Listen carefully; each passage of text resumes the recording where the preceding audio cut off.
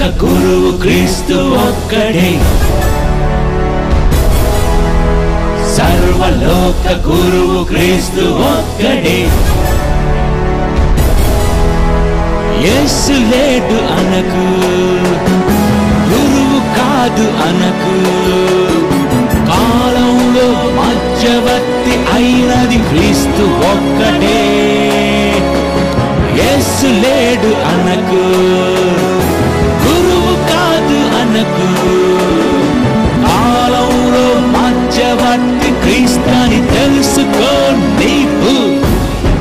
కాలమానాన్ని యేసు ప్రభువుతోనే చేస్తున్నారంటే అది యేసు ప్రభువుకుండే ప్రత్యేకత అని చెప్పి కూడా నేను మీకు తెలియజేస్తున్నారు. ఎవ్వరికీ దక్కలేదు ఈ గౌరవం, ఎవ్వరికీ దక్కలేదు ఈ గౌరవం, ఆయనకే దక్కిందంటే అది ఒక నమ్మకం, పవిత్రమైన వాస్తవం అని చెప్పి కూడా నేను మీకు తెలియజేసుకుంటున్నాను.